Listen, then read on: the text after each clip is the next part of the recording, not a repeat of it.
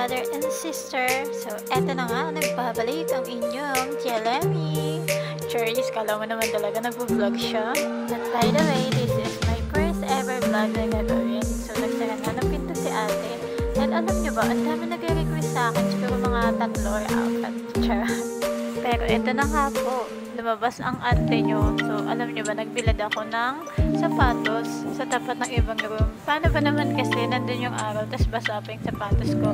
Pero dahil excited yarn, at walang makakapigil kahit basa yung sapatos niya. Sige, go lang. So, lakad-lakad na ako pababa. Sige, takbo. Kasi nagmamadali na yung ante nyo. Ano naman yun, ayaw maliit sa lakad niya. So, ayan, habang naglalakad ako, ang init pala, tapos naka-long sleeve pa ako. Well, okay lang yan. Kasi naman, sleeveless, tapos may buhok-buhok sa kilikili. Huwag naman. But by the way, saan nga kaya ako dadalhin ng tadhana? Churn. So, naglalakad yung ante nyo. Mga flowers yan. Ayan, nakikipicture muna sa dangwa. Pero ang dami pong ginagawa no? Pero naghihintay lang naman talaga kami ng sundo. So, ayun na nga, nakasakay na ako. Siyempre, yayaman din ngayon. Kotse-kotse pa. Pero ang lamig talaga ng aircon in fairness. Kahit traffic yan, masarap. Kasi malamig. Kaya tama lang talaga yung decision ko na long sleeve ang suot ng ante nyo. So, eto na nga mga kamarites. Kasi, sa hinabahaba talaga ng lalakbayin namin. From, lang yan Pasay to Manila. Tapos, tignan nyo naman, 2 hours na. 2 hours yung biyahe namin yan. Kala mo naman talaga parang nakarating na kami ng Batangas, ganyan. O kaya sa amin sa Bulacan, yung mga malalayo. Parang probinsya na. Pero tignan nyo, maambot-ambot pa yan. At syempre, sa buhay, meron talagang mga problemang pagdadaanan. At sa mga sitwasyon na yun, talagang maiipit ka. Uy, traffic lang yan. Pero tignan mo naman kung ano yung maiisip. So, dahil nga dyan, ayan, ginabi na kami. Malapit na kami sa North EDSA niyan. Pero hindi pa kami masyadong makagalaw. But eto na kayong matindi. Diyan sa loob. Lahat kami nape-pressure. Kung makakaabot ko ba kami dun sa Eat All You Can kasi hanggang 7:30 lang siya. Tapos ayun na, traffic super. Tapos sabayan pa nagpabugso-bugsong ulan. So ano ka dyan? Oh, diba? Anong oras pa lang kami umalis pero grabe.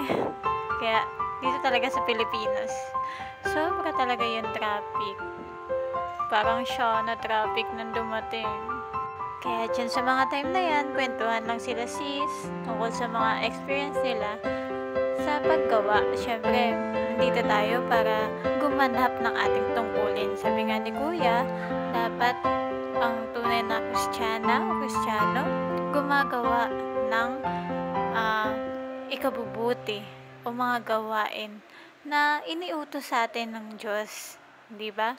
Kaya, kahit medyo nabe-pressure at gutom na kami yan, go lang. So, eto na nga.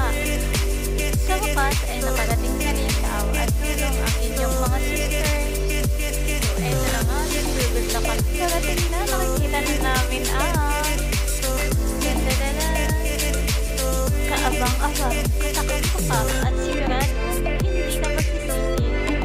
Kahit lutong Pinay ito, talaga naman hahanap-hanapin mo at hanggang mabubusog ka. Ewan ko na nga lang kung hindi ka ba mabusog sa salud.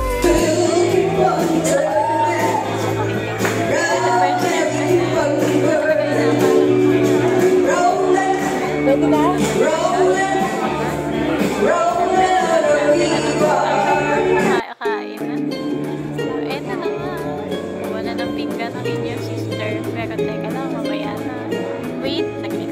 Si sister ko niya yan, dahil lahat pwede ko kunin. Go lang ng go, kaya eto na, sasantok naman. Diba? So, eto na kita sa mga punta ng super sarap. At syempre, dahil eat all you can yan, nandito si sis para bumalik-balik.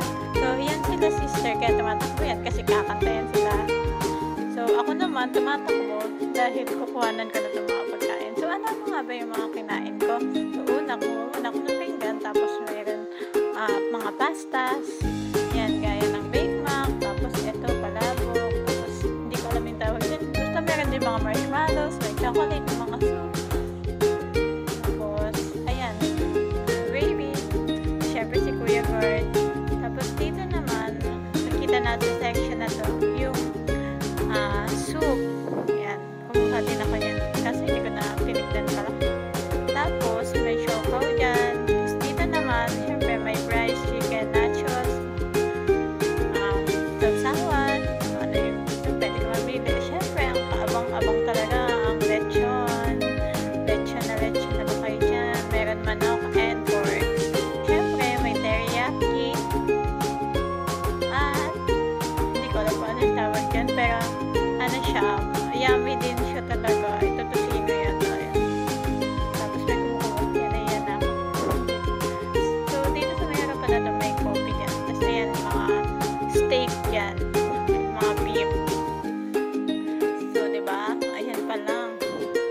pa lang masarap na. Ano pa kaya kapag kinain mo na? So, sulit na sulit talaga yung 799 mo dyan. Kasi nga, tignan nyo, meron pa tong mga juices. Yan. So, meron dyan blueberry, tapos may iced tea yata. Tapos may lemon din. Siyempre, ito pa, isa to. Ay, nakakatakam pa rin hanggang ngayon. Yan ay, fish fillet. Naubos na yung fish. Pero itong shrimp talaga, isa rin sa ang sarap-sarap talaga. Hindi ko matigilan. Yan yung mga rice. Dito naman, makikita section na ito yung mga dessert ko. Yarn. Mga salad, yung mga pakwan. So, ito na nga, syempre. Kapakuli pa ba ang ante nyo? TikTok yan, nerd.